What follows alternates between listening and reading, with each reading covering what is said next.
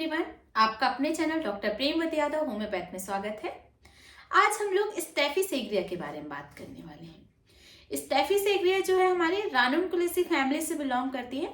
रानुनकुलेसी जहां पे भी आता है तो आपको याद रखना चाहिए एकोनाइट, एक्टिया रेसेमोसा एंड हाइड्रेस्टिस, ये 3 मेडिसिन भी ऐसी हैं जो रानुनकुलेसी फैमिली से बिलोंग करती है। तो स्टेफी सेग्रिया की अगर हम बात करते हैं तो स्टेफी सेग्रिया में अगर कोई भी कंप्लेंट्स होता है तो वो किस वजह से देखने को मिलता है। तो अगर किसी पर्सन में उसमें उसकी ईगो हर्ट हो जाए, बोलते हैं ना कि उसने उसकी इंसल्ट कर दी, उसके बाद से वो पर्सन बहुत ज़्यादा परेशान रहता है, या वो आपको बताता है कि जब से उसने मेरी इंसल्ट की तब से मैं बीमार रहने लगा हूँ। अगर ऐसा कोई पर्सन है, उसमें बहुत ज़्यादा घमंड देखने को मिलता है, चैग्रीन है, हल्के से भी इंसल्ट से उसको दिक्कत हो जाती है, बहुत ज़्यादा प्राइड है अपने आप को लेके, तब आप स्टेफी दे सकते हैं। यहाँ पे अगर उसकी बात को आप काटते हैं, जैसे वो कुछ बोल रहा था आपको पसंद नहीं आया, तो उसकी वजह से भी बहुत ज़्यादा मेंटल डिस्टर्बेंस देखने को मिलता है।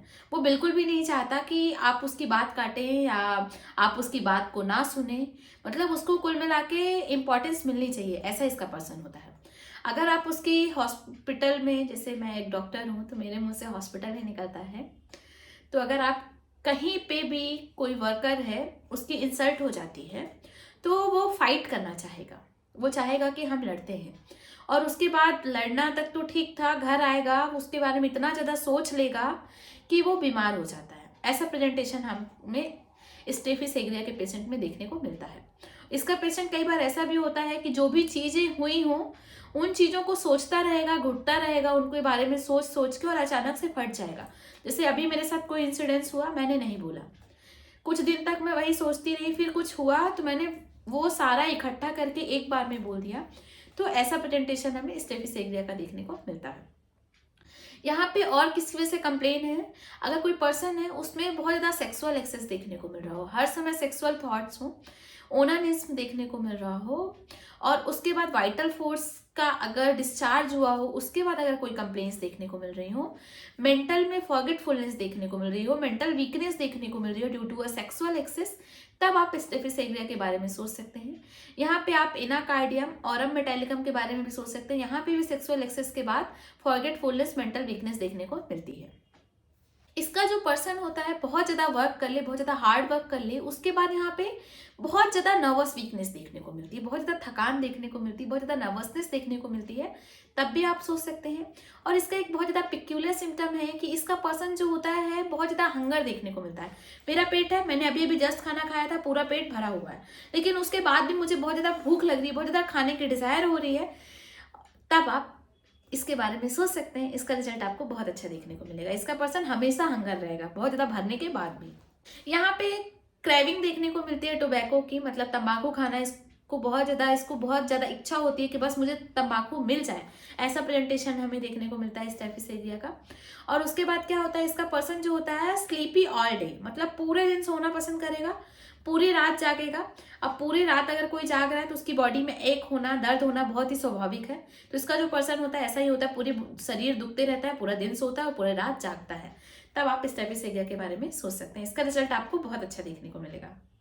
अब हम इसके हेड सिम्टम की बात करते हैं। तो हेड में क्या होता है, ऐसा लगता है कि एक राउंड बॉल है जो कि रोल कर रही है फोरहेड में, जब वो अपनी मुंडी को इधर उधर हिलाता है तो वो बॉल जो है वो मूव कर रही है, ऐसा प्रेजेंटेशन हमें यहाँ पे देखने को मिलता है। और उसके अब हम टीथ की बात करते हैं। तो दांत में दर्द देखने को मिलता है मेंसेस के समय में, जिस समय महीना आया हो उस समय दांत का दर्द हो, और उसके बाद जब फूड टच हो या पानी टच हो उस समय दर्द हो रहा हो, लेकिन जब उसको चबा रहा हो या काट रहा हो खाने को, उस समय अगर पेन ना हो रहा हो, तब आप स्टेफी सेग्रिया के बारे में सोच सकते हैं। और हवा भी अंदर जा रही हो तब भी, उससे जैसे भी मैं बात कर रही हूँ, बोल रही हूँ, तो एयर जा रही है, उससे भी अगर दांत में दर्द हो रहा है तब आप स्टेफी सेग्रिया के बारे में सोच सकते हैं।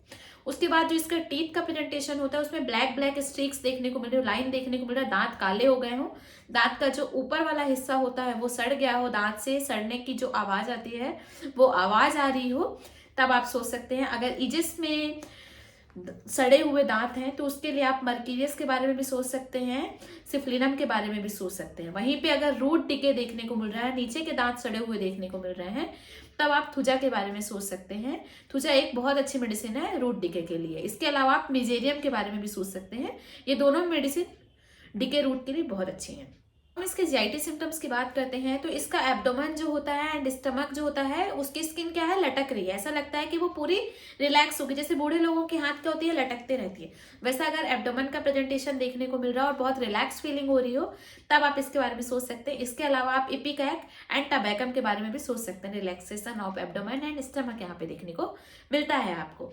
इसके अलावा अगर किसी पर्सन में कोलिक देखने को मिल रहा हो, दर्द देखने को मिल रहा हो, वो भी में लिथोटॉमी मतलब क्या है, लिथो मतलब क्या हो जाता है, हमारे स्टोन, वो हमारा कोई भी स्टोन हो, अगर स्टोन का ऑपरेशन हुआ था उसके बाद आपको दर्द देखने को मिल रहा हो, या तो ओवेरियोटॉमी हुई हो मतलब ओवेरी को कट किया गया हो उसके बाद, या तो जो हमारा एब्डोमेन है उसका सेक्शन हुआ हो, किसी चीज वजह से उसका कट हुआ हो, उसके बाद अगर पेट में दर्द रहता है, तब आप स्टेफी सेग्रिया के बारे में सोच सकते हैं। इसका रिजल्ट आपको बहुत अच्छा देखने को मिलता है।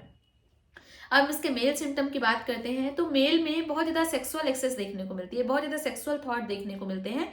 अगर कोई पर्सन है दिन भर सेक्सुअल प्लेजर के बारे में सोचता है और उसकी वजह से सेक्सुअल वीकनेस देखने को मिलती है, पेनिस एट्रोफाइड हो जाता है, स्मॉल हो जाता है, रिलैक्स देखने को मिलता है, उसके साथ हमें बैक रीजन में पेन देखने को मिलता हो मेल में, तब भी आप स्टेफी सेग्रिया के बारे में सोच सकते हैं।